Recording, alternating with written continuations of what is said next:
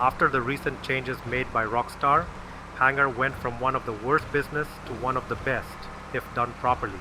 In this video, we will go over the best methods to maximize your profit. You can buy the Hangar from the Maze Bank foreclosure in your phone. Location of the Hangar doesn't matter that much, because the sell missions are usually at the middle of the map, and distance is kind of similar from all positions. But I recommend buying one from the Fort Sankuro area, because that means you won't get wanted level if you go there, and it is a convenient location to steal jet. This may sound like not a big deal, but it will save you some frustration in the future for sure. When it comes to upgrades, I recommend you to get living quarters and workshop. Living quarters will let you spawn at the Hangar, and that will save you so much time during the sourcing missions. Workshop, on the other hand, doesn't help Hangar business directly, but it is the only place where you can customize aircrafts, so it is an important purchase. That is one of the reasons some people buy Hangar anyway. In fact, some of the aircrafts like Aquila requires a Hangar to store, so you can't even buy it unless you have a Hangar. Now let's talk about sourcing. You need to source crates before you can sell them. Fortunately, crates are free to source. While you get same amount of money for each crate, if you hold certain number of same crates, you will get extra bonus. Here is the chart of all bonuses you can get. Thanks to the Reddit user for putting it together.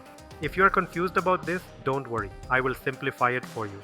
Let's split these into different tiers. Just buy crates from the tier 1 category.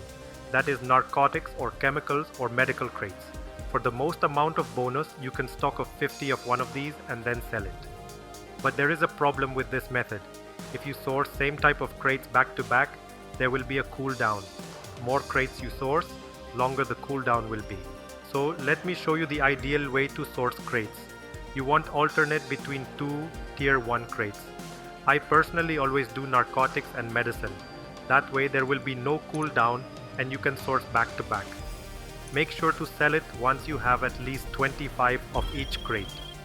Also remember to always source via land, because air missions are too long and annoying. Like Cargo Warehouse, the Hangar also has a passive sourcing method. You can do it by talking to Rooster.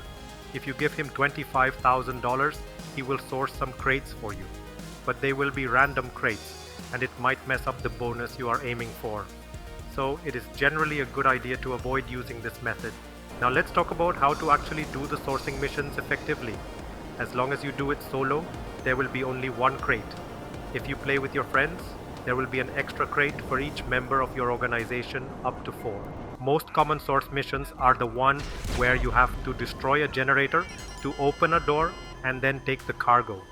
Memorize these locations of generators, and then these missions will be a cakewalk. Don't bother killing anyone, and don't worry about the cameras.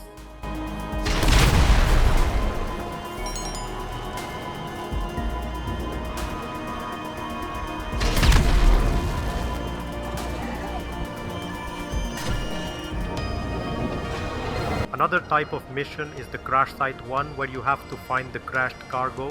It is super easy, just fly around the area until you find the cargo. It may take some time, but don't bother fighting anybody in that area. Just find the cargo and return it to the Hangar. Sometimes you will encounter a mission where you have to bring a trailer back to the Hangar. You can attach any truck or your Phantom Edge to do this, but personally I find it to be too slow. Instead, just destroy the trailer and the cargo will safely pop out. Then bring that cargo back to the Hangar. The longest and most annoying source mission is the one in the sea. I highly recommend a weaponized aircraft like Oppressor Mark II or Buzzard for this mission. Ignore the people at the shore and clear out all the enemies at the sea platform, including the enemies on the boat.